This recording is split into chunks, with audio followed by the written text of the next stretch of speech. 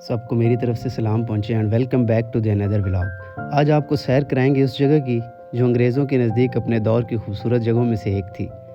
आज हम सैर करेंगे झलार स्टेशन की। कहा जाता है कि जब अंग्रेज़ इस जगह पर मौजूद थे तो उन्होंने अपने आराम के लिए एक रेस्ट हाउस भी बना रखा था जिसमें वो अक्सर आराम किया करते थे और अंग्रेज़ अपने अक्सर शामें यहाँ गुजारा करते थे। माजी में इस जगह पर कई ड्रामों और फिल्मों की शूटिंग भी की गई जिनमें लेजेंड अदाकार सुल्तान राय की फ़िल्म पाले खान काबिल ज़िक्र है। अब ये रास्ते गैर आबाद हैं। सन 2000 से कबल ये रास्ते आबाद हुआ करते थे जब यहाँ बहुत सारे ख़ानदान आबाद थे और इन रास्तों पर रोज़ का गुजर बसर हुआ करता था। लेकिन अब ये रास्ते गैर मुफीद झाड़ियों की जद में हैं। कुछ जगहों पर अब भी आपको रास्ते खुले मिलेंगे जिनमें से गाड़ी आराम से गुजर सकती है, लेकिन ये कुछ ख़ास जगहों पर ही हैं। हर मकाम पर आपको ऐसे रास्ते नहीं मिलेंगे। झाड़ियों को चीर फाड़ कर हम जिस जगह पर पहुँचे उसे पंजाबी में माइया कहा जाता है और उर्दू में आप इसे तालाब भी कह सकते हैं। कई साल कबल जब यहाँ लोग आबाद थे तो वो यहाँ से पानी पिया करते थे। इलाके का गैर आबाद होने के बावजूद भी ये जगह एक खूबसूरत नज़ारा ही पेश कर रही है।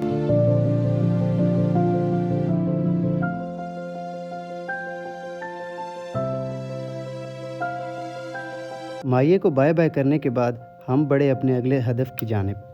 ये जो सामने दीवार आप देख रहे हैं किसी घर की नहीं बल्कि मस्जिद की दीवार है।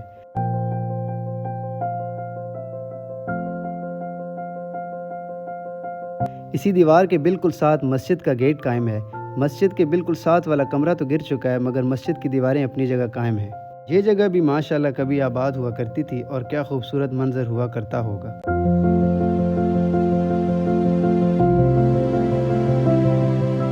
मस्जिद से थोड़ा ही आगे आपको एक घर की दीवार नज़र आती है। बाकी 3 साइडों की दीवारें तो मौजूद नहीं मगर फ्रंट साइड कायम है।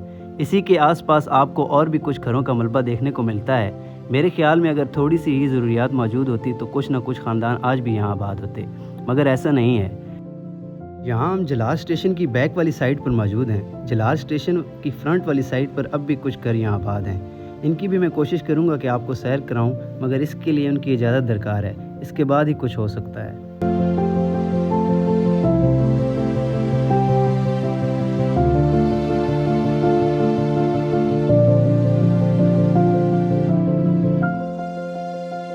हम अपने सफ़र की तरफ वापस आते हैं। इन्हीं घरों के मलबे के थोड़ा ही आगे एक घर ऐसा भी है जो अब भी थोड़ा ही सही मगर आबाद ज़रूर है।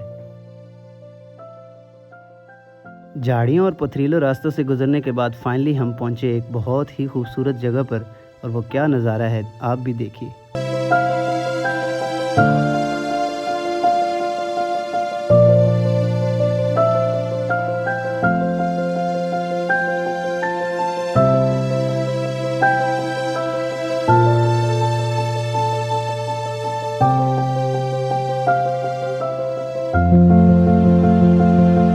हमने भी इन पहाड़ों पर अपने कुछ खूबसूरत लम्हात गुजारे।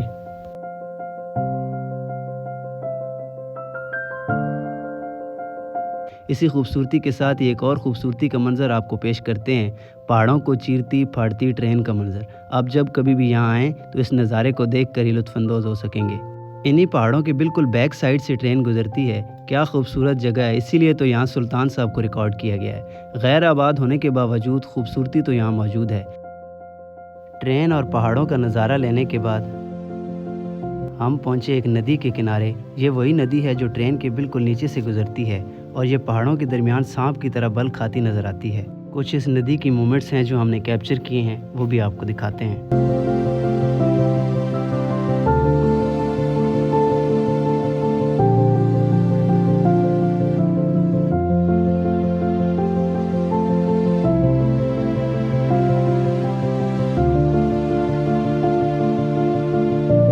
जब कभी भी ऐसे इलाके की तरफ जाएं तो डंडा या कोई और चीज़ अपने हाथ में मौजूद रखें। एक तो आपकी हिफाजत के लिए ज़रूरी है और दूसरा जब आप ऐसे रास्तों पर चलते हैं तो आपको आसानी पेश आती है।